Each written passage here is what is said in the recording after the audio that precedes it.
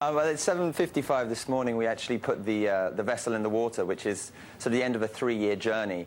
The boat is actually glued together, as you said, using cashew nuts and sugar to replace epoxy. And also we're using 12,500 PET normal water bottles as the buoyancy for the Plastiki to try and sail across the Pacific. What's your message in a bottle?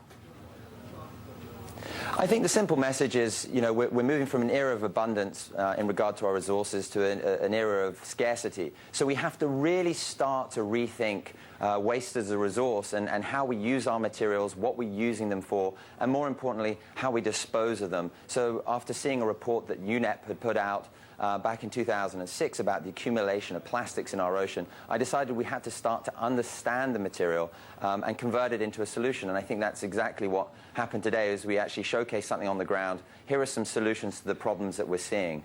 So essentially it's your call for action. So tell us, why aren't you in Copenhagen? I think there's a lot of people over in Copenhagen right now who, as we heard, are trying to find some decisions, some legally binding frameworks that will push us towards some sort of unanimous decision. I felt that where I was with my project and really with the ability to articulate solutions, which is what we need right now, I was better placed staying here in San Francisco to try and actually showcase that it's past the point of talking. We know historically that the global governance sort of agenda to these issues is very hard to try and, with all the best intentions, it's very hard to actually activate. We're seeing that right now. We're seeing a lot of fragmentation going on in Copenhagen, a lot of different agendas pulling in different directions. And I think what we really need to see is people on the ground starting to actually act upon the low-hanging fruit and start to try and move on the solutions that we have at hand. David, skeptics, of course, claim climate change is one big hoax. Now, you've been to both poles, you've tracked through the Amazon. What proof have you gathered the threat is actually imminent?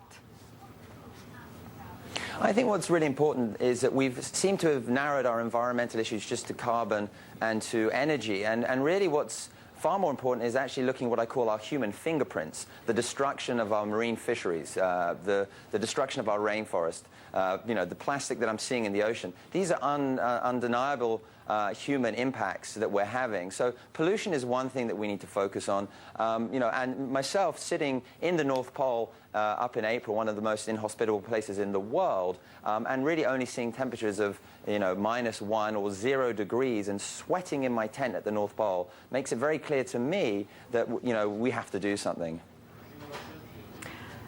Well, of course, everybody is talking about the cost of climate change. Just to illustrate the point, how much did it actually cost you to build the Plastiki boat?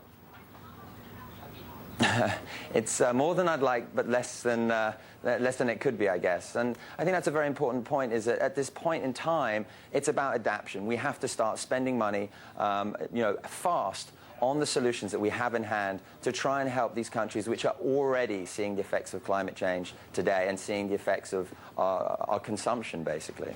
David Rothschild, thank you so much for joining us here on Bloomberg.